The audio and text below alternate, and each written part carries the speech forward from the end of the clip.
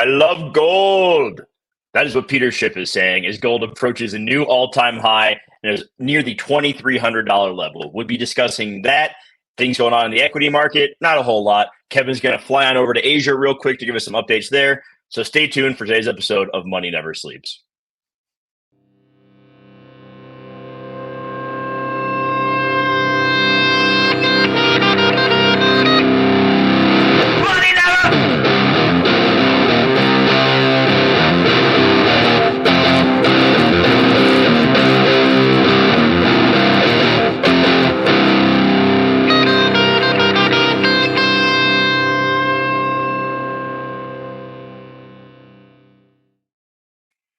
Thanks for joining us today, everybody. If you have not yet, hit that like button, subscribe to the channel. Nothing Kevin or I say is financial advice, so please do your own research. Kev, I had to throw out the gold member impersonation just to keep you on your toes. It's a very boring market. We got to try to have a little bit of fun in some way or another, so me making a little fool of myself, I'm okay with that. How you doing today? Doing great. That's also the best Austin Powers installment of the trilogy, so I was very happy to hear and recognize Goldman. An underrated trilogy, by the way. People don't give that enough credit. Each one is amazing in its own right, but number 3 for me will always be the best, especially with Michael Caine in there. But yeah, I'm doing great, man. I'm very excited to see some of the action we're seeing in the market. Even though things have been kind of boring in the U.S. equity market, there's definitely things that we can be pointing to and seeing how, okay, is this going to be, is this kind of the new trend? Is there some level of resistance that we're heading towards? And even when markets are quiet like this, there's definitely stuff that we can just be like, okay, let's see if we can front run the next move in the market. Still doing less, but there's definitely things that we could kind of see in play and in motion right now. So let's quickly go over some of the economic data today because there was a little bit there. We saw the private sector employment numbers come in over expectation, 184,000 jobs added to the private sector, allegedly. We'll see if there are any revisions in the future, but that's what they showed us today, Kev. I'm just going off of the numbers, all right? I don't want you to get mad at me for just reading the numbers that are in front of me. We saw some services data today as well that could suggest that, the fight against inflation is going the Fed's way, with services inflation down, input costs coming down, the cost of services coming down. So, that's been one part that has really held up the overall inflation numbers, is on the service side. Will that continue? I hope so. I'd like this inflation battle to be over and maybe we get back to a little bit of normalcy. No. Want to see what you're No, we're not going to. So look according at what Bostic said. Oh, Bostic. Bostic coming out saying that inflation is not going to get back to 2% until 2026. So 2 more. Hey, we were saying when we first started the show that this could be a lost decade. It is. And if we don't get inflation down until 2026, more than, halfway through, it could absolutely be another lost decade. Well, I mean, think about it right here. The fucking Powell, I meant. I call him Fed. Powell definitely was saying today that monetary policy is strict. It's tight right now, right? Yeah, absolutely. But then you got Bostic saying that, but 2%, we probably won't reach that until 2026. It's like, do you understand what happens between now and then? I mean, we're seeing 73,000 jobs that were lost last month in March. We saw, a shit ton in January and February to start this year. We got Q2 or Q1 earnings coming up in Q2, weeks away. Nothing's going to survive to 2026 with monetary policy being this tight. I mean, you're pretty much looking at a lost decade. You're seeing generational wealth absolutely being lost on the younger generations. They're going to have to fight twice as hard and try and make 3 times as much money in the future. This is not bullish by any means. And I think that's why we're seeing gold and some of these other commodities, silver's doing really well as well today, because people are kind of scared. I mean, you're being told one thing, but then at the same time, your reality is different from the reality that they're generalizing for everyone in, the United States. And it goes the same for everyone else in the global economy too right now. So seeing these words and this data that's coming out, you're being told one thing, but you're definitely experiencing something completely different on the consumer side. And, maybe this is me getting into my, my little, what do you call it? I won't say my little socialist rant here, even though I'm not a socialist. But point is, it's like it is getting harder for human beings to survive in the United States and anywhere else in the world. You have to, at some point, I hate to say it, we need a recession because that's going to clear the slate and offer people opportunities to fix everything right now. If people are losing jobs and the rates continue to stay high, well, then people aren't going to find those jobs back. I don't care what the data says. It's harder right now for people to find jobs than it was 2, 3 years ago because there's less money in circulation. We're seeing debt not being created. That's the problem. These banks can't create debt at this current interest level rate. So when he says 2026, that's assuming that nothing breaks before then. So that's my little rant right there. I don't buy any of that data one bit. I'm actually more upset now because I understand that everyone that I live around and everyone that lives in this country is probably going to suffer pretty severely. We easily forget how bad 2008 to 2011 was. We could be heading there once again, and that could take us into 2030. So maybe it is a lost decade. Yeah, most of the the youths these days, they don't remember any of it. Their parents were the ones who are going to deal with it, and now it's going to be this generation's turn to really get its teeth kicked in, unfortunately, by the markets. I remember those days. That was the end of my college time into, I went from like, I remember having a college degree and working a minimum wage job at the front desk of the gym that I worked out at just because I needed money to pay the bills. Like, it was a nasty time, but it's necessary.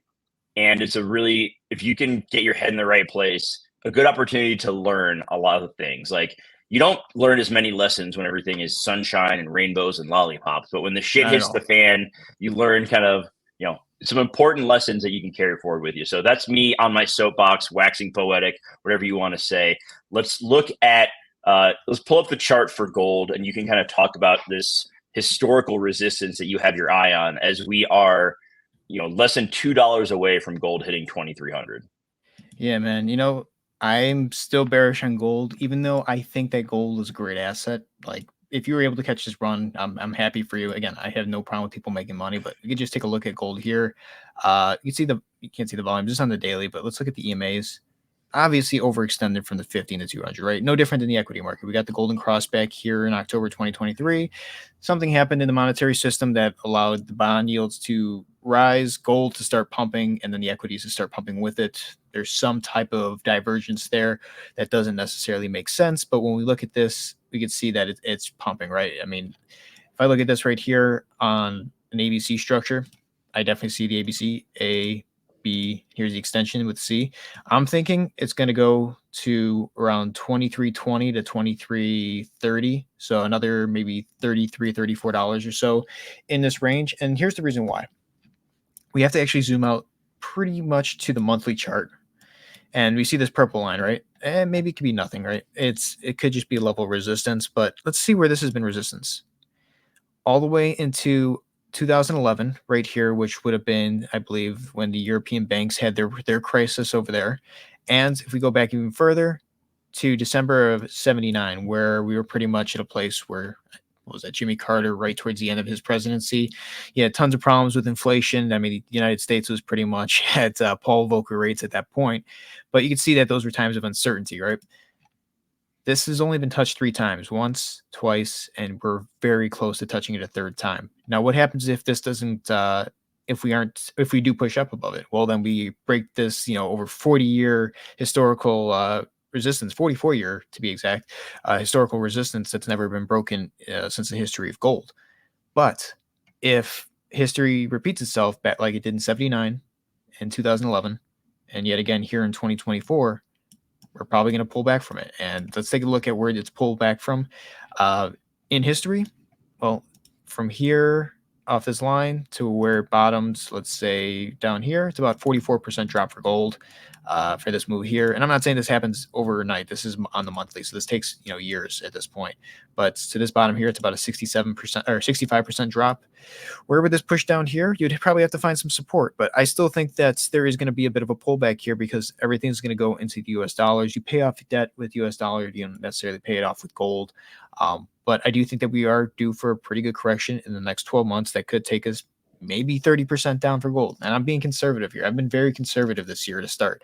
I'm not going to throw any 90% drops for gold or anything like that. Gold's a good asset. It's just it moves slow and it's very uncertain, right? You only get into it when you're afraid that everything else isn't going to work out, and that usually goes up with the market for a little bit. And then once you realize you're in a bull market, gold absolutely tanks. But this is a huge level of resistance. It's the third time we're testing it. Let's see how it plays out over the next month or so. I think we're going to actually touch this in a matter of days rather than months. And if it isn't able to break above that, then we kind of know what's coming for the way of gold. It's probably going to coincide with the dollar getting strong, because gold right now today is taking away from the dollar's strength. And we're also seeing the euro for some reason go up, probably off the jobs data. All right, let's talk oil again real quick, because it wicked over 90 a barrel. It's come back down. It's hovering right below that level. So that's going to kind of be the main focus this week. What is happening with oil? OPEC reiterating their supply cuts. Is there anything we can do with this information right now besides just hold on to should we do the always sunny in Philadelphia model, where we just hoard barrels of oil in our basement? What's the way to go here? So the thing we have to realize about oil is that the U.S. government came out and said that they're not going to refill their strategic petroleum reserves, with the oil price being what it currently is. Tells me that they think oil is probably going to be coming down at some point, right? The last time that they did that, oil dropped significantly from the heights. I believe that would have put oil somewhere down right around here. They actually bought the bottom, somewhere around here. It was either June of last year or it was December of last year. It was around this $69 mark, but it was obviously a lot higher at the point when they were what do you call it, buying. Yeah, I think it was back here in December they refilled it, because oil was pulling back pretty significantly. Now it's bouncing back from here, and I think that's just a hint that we're probably going to see oil find some negative price action to where they can start refilling at a cheaper price. But with it currently right now, it seems like it's on a tear, and nothing is going to stop this, right? Look at the EMAs. We just got the golden cross on oil. Almost what to say gold. So it's probably going to keep pushing up. Maybe it gets overextended, like everything else has been getting overextended from the 50 to 200, and that gets us closer to this 93, if not maybe about $100 a barrel. If we look at this on the weekly or on the past few days, how much oil is shot up. Look at these candles, right? It opened the week, or it was the lowest of the week was $80.58, and the height of the week so far was $86.14. Those are absolutely insane numbers, how much it's going up. And the interesting thing is it's going up more so in the after hours, kind of leading into the pre-market of the U.S. market opens. And it's the same thing with gold too. Gold actually has been rallying once the U.S. markets kind of close, and then during the morning they kind of sell off. So it tells me that there's something going on with Asia in that relationship with gold. But for oil here, it seems like the fact that it keeps going up is kind of a problem, not just for the U.S., but it's also a problem probably for the European markets too. I think we talked about Brent the other day. I haven't seen what Brent looks like right now. Let's see, spot Brent crude oil. Yeah, it's almost $90 a barrel. I mean, you're going to be paying. This is the weird thing too. We're talking about oil this high going into the summer months of an election year. Something's got to give, right? And I think that's with them not refilling the petroleum reserves. Kind of tells you that they'll probably do something in order to make sure that oil price is down a little bit lower come the summer. But again, if they lower the price and there's no demand, it kind of tumbling down there like we have in the past. So oil, very interesting right now. I don't think you can stop it for the short term, but I do think that at some point in the next few months, once we get to that kind of resistance level of $90 to $100 a barrel, maybe that's when we start to see some chaos in terms of price spiraling downwards. All right, so we've touched on that.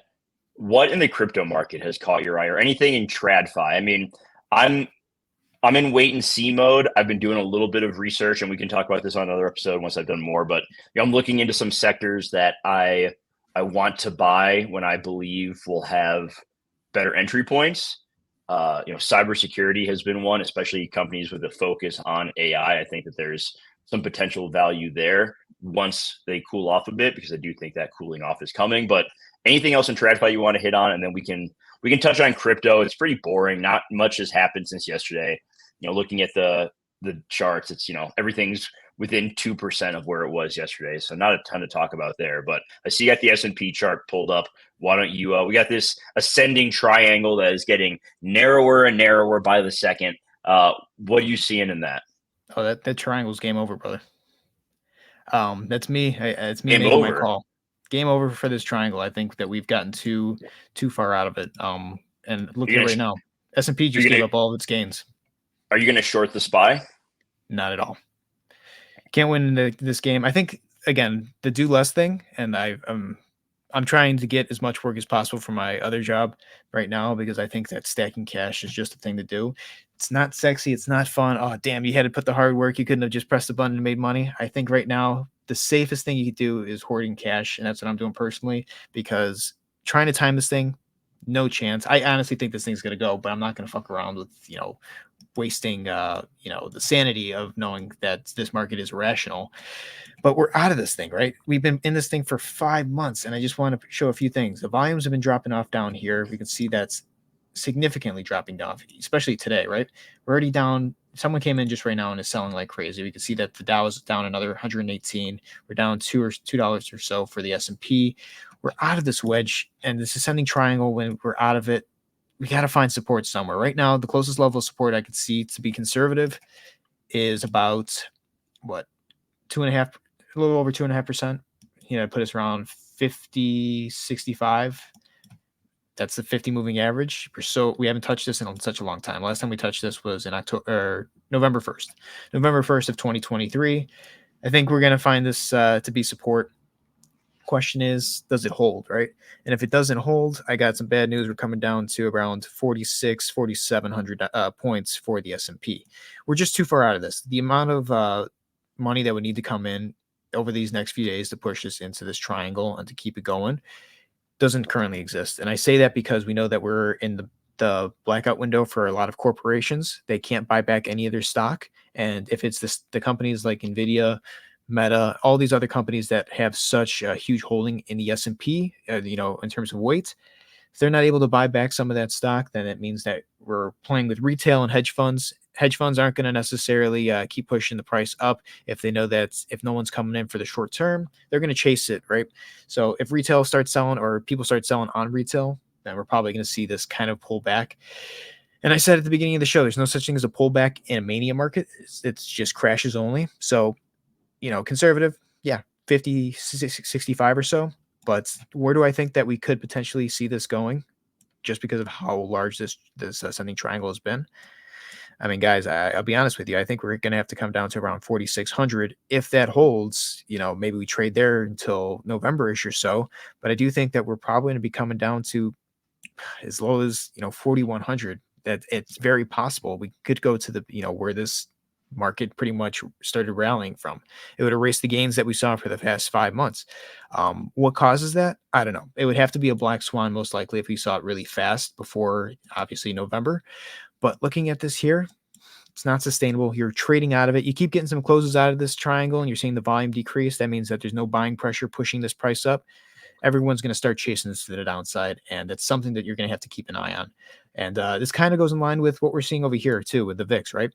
The VIX had a really good push up yesterday. Today, not necessarily too well. It got rejected off the 200 EMA. However, you're coiling up here. You're between the 200 and the 50, and it's going to keep going until the point where, guess what? We're closing enough above the 50 moving average that it's getting closer to the 200 right here. It's going to pop above it. And what I wanted to go back to, and I kind of circled this like an idiot on the chart. It kind of looks like a boob or a tit, but I had to circle it so we could find it easily. So it's right here. It's this move right here.